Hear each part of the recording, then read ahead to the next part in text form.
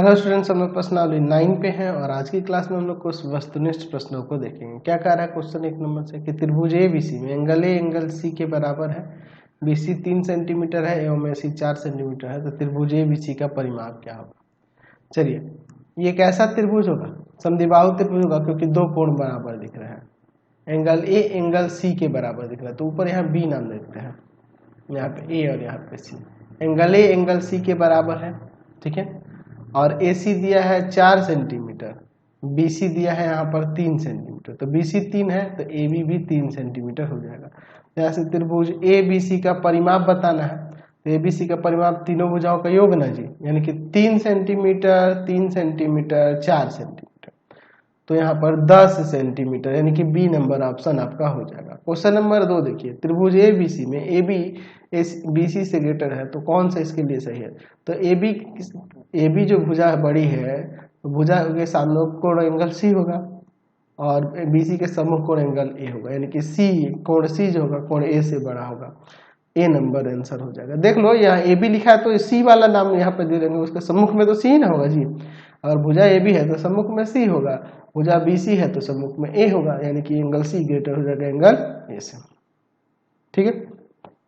Question number 3 देखिए, त्रिभुज PQR में, ध्यान से देखिए, PQR में बना लेते हैं त्रिभुज PQR में। एंगल P है 60 डिग्री, एंगल Q है 50 डिग्री, तो त्रिभुज ABC में सबसे बड़ी भुजा क्या होगी? तो समझो, यहाँ पर एक 60 है एक 50 है, तो तीसरा 70 डिग्री आ जाएगा।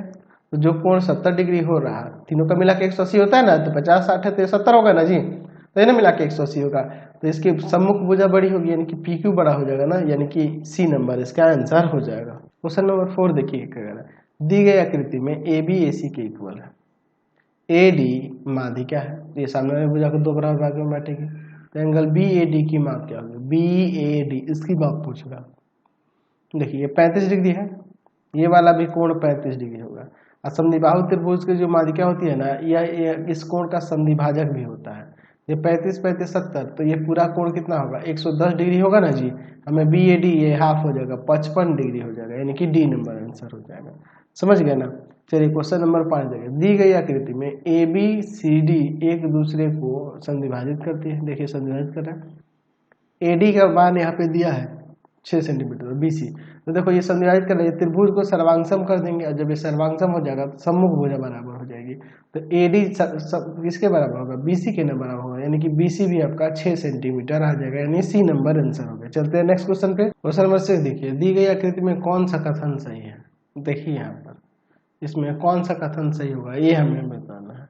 ठीक है, यहाँ पर देखिए, ये 30 डिग्री है, यानी कि ये कोण का समद्विभाजक है। पहला बोला कि AB जो होगा ना BD के इक्वल होगा। AB कहाँ है? ये, और BD कहाँ है? ये कह रहा इक्वल होगा, तो इससे तो नहीं साबित होता है। इसमें थोड़ा सा फिगर गलत कर दिया, ये राइट एंगल देना चाहिए था, ठीक है, तभी कहाँ पे आएगा। मैंने बहुत तरीके से इसको देख लिया, गड़बड़ हो जा रहा है। इस तरह से इस फिगर को बना लीजिए, ABD, और यहाँ पे इस कोण का समद्विभाजक खींच दिया गया है ना, 30 डिग्री बना दिया गया है। ठीक है, ये भी 30 डिग्री और ये भी 30 डिग्री, यहाँ C दे देते हैं और ये 90 दे देते हैं, तो ये 90 और 30, तो ये 120 आ जाएगा, तो ये 30 डिग्री आ जाएगा, और 30 डिग्री आ गया तो यहाँ से AC CD के बराबर हो जाएगा, B नंबर ऑप्शन से। तो फिगर में सुधार करेंगे, यहाँ पे राइट एंगल होना चाहिए। क्वेश्चन नंबर 7 देखिए, त्रिभुज PQ में एंगल P है 45 डिग्री, एंगल Q है 60 डिग्री, तो उनमें में से कौन सा कथन सत्य है? चलिए, तो मैं यहाँ पे एक त्रिभुज बना लेता हूँ, जिसमें कोण कुछ इस तरह से देता हूँ। ठीक है, चलिए यहाँ पर मैं एक त्रिभुज बना लेता हूँ इस तरह से। ठीक है, चलिए यहाँ पे मैं ले लेता हूँ P, यहाँ पे Q और यहाँ पे R। ये है आपका 45 डिग्री, ये है आपका 60 डिग्री, तो ये कितना हो जाएगा? 85 डिग्री हो जाएगा। नहीं, 85 नहीं होगा, ये आपका 75 डिग्री हो जाएगा, 75 डिग्री हो जाएगा, तीनों मिला के 180 होना चाहिए ना, ये 75 डिग्री हो जाएगा, तो ये 75 डिग्री। तो कह रहा है कि इसमें से सही कथन कौन सा है? तो इसमें देखो, सबसे बड़ी भुजा PQ होगी, सम्मुख कोण देखेंगे ना जी, इसके सामने वाले की भुजा देखेंगे PQ, PQ से छोटा यहाँ PR होगा और PR से छोटा जो होगा आपका QR होगा। तो ये देखिए ऑप्शन के अकॉर्डिंग क्या हो जाएगा, ए नंबर ना हो जाएगा। समझ गए? चलिए क्वेश्चन नंबर 8 देखिए क्या है। त्रिभुज ABC में ADBC पे लंब है, AB AC के बराबर, तो किस गुण से त्रिभुज ADB और ADC सर्वांग सम होंगे? चलिए देखते हैं, एक त्रिभुज बना लेते हैं ABC जिसमें क्या आ रहा है कि AB AC के इक्वल है और AD लंब है BC पर, AD लंब है BC पर। देखिए AD लंब है BC पर, तो त्रिभुज ADB और ADC ये दोनों सर्वांग सम होने के लिए, तो एक तो राइट हो गया, हाइपोटेनस होगा, ये साइड हो जाएगा, RHS से सर्वांग सम होगा। C नंबर राइट हो जाएगा, ये हाइपोटेनस हो जाएगा और ये साइड AD कॉमन हो जाएगा, तो दोनों त्रिभुज सर्वांग सम होगा RHS से। रजी क्वेश्चन नंबर 9 देखते हैं। 9 नंबर में देखिए क्या कह रहा है कि दो त्रिभुजों के सर्वांग सम होने के लिए कौन सा गुण असत्य है? एंगल एंगल एंगल कोई गुण नहीं होता, ये समरूपता के लिए होता है, जो क्लास 10th में पढ़ना है। क्वेश्चन नंबर 10 देखिए, PQR में एंगल R जो है एंगल Q से बड़ा है, तो निम्नलिखित में से कौन सा सही होता है? तो R की सम्मुख भुजा कौन सी होगी? PQ हो जाएगी, यानी कि PQ बड़ा होगा किससे? तो Q के सम्मुख भुजा क्या होगी? तो BQ के सम्मुख भुजा हो जाएगी आपका PR, ठीक है, यानी कि PQ ग्रेटर हो जाएगा PR से, PQ ग्रेटर हो जाएगा PR से। B नंबर ना हो रहा, चलिए 10 का B नंबर हो जाएगा। क्वेश्चन नंबर 11 देखिए, दी गई आकृति में AE जो है एंगल DAC का संधिभाजक है। AE समांतर है BC, तो निम्नलिखित में से कौन सा हो सकता है? अच्छा देखिए क्या कह रहा है कि दी गई आकृति में यहाँ पे देखिए AE जो है ना एंगल DAC का संधि, यानी कि इसको दो बराबर भागों में बांटा है। AE समांतर है BC के, तो निम्नलिखित के लिए कौन सा सत्य होगा? देखिए अब इसमें क्या कह रहा है, इसको थोड़ा समझ लीजिए। यह कोण इस कोण के बराबर होगा और ये वाला कोण, ये वाला ऊपर वाला, ये संगत कोण इस कोण के बराबर होगा, या एकांतर अंतः कोण से बराबर होगा, और ये दोनों बराबर होंगे संगत कोण से, यानी कि एंगल B एंगल C के बराबर हो जाएगा, क्योंकि ये दोनों भी बराबर होंगे, इसलिए ये दोनों भी बराबर हो जाएंगे। समझ रहे ना? ये वाला कोण इस कोण के बराबर है, समझिए, angle 1 angle 2 angle 3 angle 4, angle 1 angle 3 के बराबर हुआ एंगल 2 एंगल 4 के, ये अल्टरनेट इंटीरियर एंगल से, ये कॉरस्पॉन्डिंग एंगल से, ठीक है। तो यहाँ से अब ऊपर एंगल 1 एंगल 2 के भी बराबर होगा संधिभाजक होने के कारण, तो 1 2 के बराबर, तो एंगल 3 एंगल 4 के बराबर नहीं हो जाएगा। जब एंगल 3 एंगल 4 के बराबर, यानी कि AB AC के इक्वल हो जाएगा, AB AC के इक्वल हो जाएगा। C नंबर आंसर हो जाएगा। समझ गए?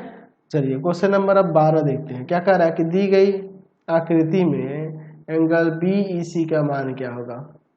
अच्छा BEC का मान निकाले, चित्र नहीं लिए हम लोग। चलिए देखिए BEC कहाँ है, BEC ये वाला, यहाँ वाला कोण निकालना है। चलिए अब इसको थोड़ा सा देख लेते हैं।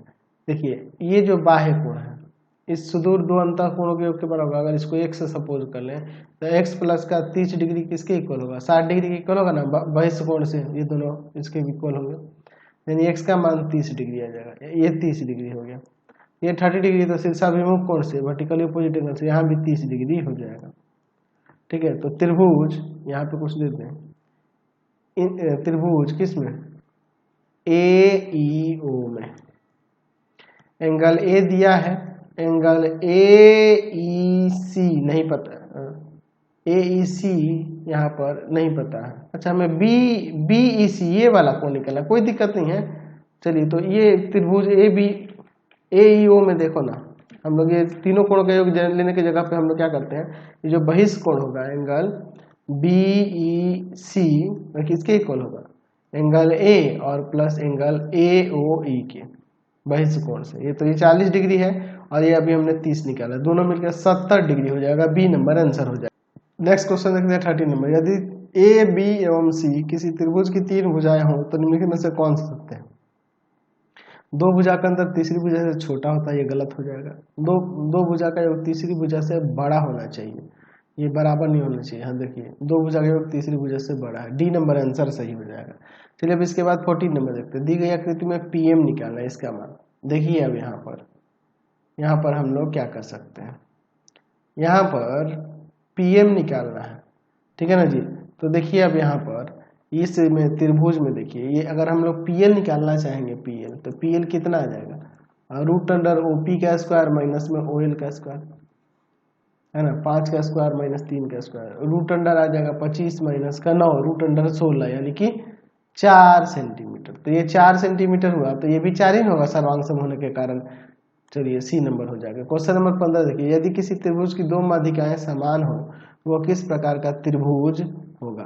तो देखिए दो माध्यिकाएं समान हो, तीनों की बात नहीं कर रहा, तो जब दो माध्यिकाएं समान होती हैं तो वो यहाँ पे क्या हो जाएगा, दो माध्यिकाएं समान है तो वो समद्विबाहु त्रिभुज हो जाएगा, है ना जी, समद्विबाहु त्रिभुज। अगर तीनों माध्यिकाएं समान होती तो उसको समबाहु त्रिभुज कहेंगे, और कोई भी माध्यिका समान ना हो तो वो विषमबाहु त्रिभुज होगा। नेक्स्ट क्वेश्चन देखिए, कुछ अति लघुत्तरीय प्रश्न है। क्वेश्चन नंबर 16, निम्नलिखित प्रश्नों के उत्तर दें। बाहर स्थित किसी बिंदु से एक रेखा पर कितने लंब खींचे जाते हैं। बाहर स्थित एक बिंदु से किसी रेखा पर लंब खींचना तो कितना, सिर्फ एक ही लंब खींचा जाएगा, एक। क्वेश्चन नंबर देखिए बी, किसी बाह्य बिंदु से खींचे गए समस्त रेखाखंडों में छोटी रेखा कौन सा होता है। तो जो लंब होता है वो सबसे छोटी रेखा होता है, इसमें कितनी भी अगर आप रेखाखंड खींचेंगे तो सबसे छोटी क्या होता है, लंब होता है। फिर नेक्स्ट क्वेश्चन देखिए, क्वेश्चन नंबर सी, यदि किसी त्रिभुज की दो माध्यिकाएं समान हो तो किस प्रकार का त्रिभुज होगा। तो समद्विबाहु त्रिभुज होगा, तीनों बराबर होगा तो समबाहु, कोई बराबर नहीं तो विषमबाहु।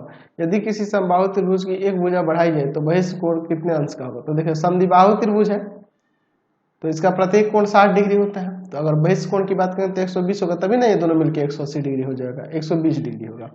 अगला क्वेश्चन देखते हैं, क्वेश्चन नंबर इसका ई, यदि किसी त्रिभुज की शीर्ष कोण की अर्धक रेखा आधार को भी समद्विभाजित करे तो वो त्रिभुज किस प्रकार का होगा। देखिए क्या कह रहा है कि शीर्ष कोण की अर्धक रेखा यानी शीर्ष कोण को समद्विभाजित करने वाली रेखा आधार को भी समद्विभाजित करे तो कैसा त्रिभुज होगा, समद्विबाहु होगा ना जी, समद्विबाहु, ठीक है, समद्विबाहु त्रिभुज हो जाएगा। चलिए तो यही रहने देते हैं, नेक्स्ट वीडियो में आगे क्वेश्चन देखेंगे। आपको हमारे 3 चैनलों को सब्सक्राइब करना होगा। पहला है path finder classes Chhapra, Chhapra. दूसरा है आपके पास भारती भवन रविकांत सर,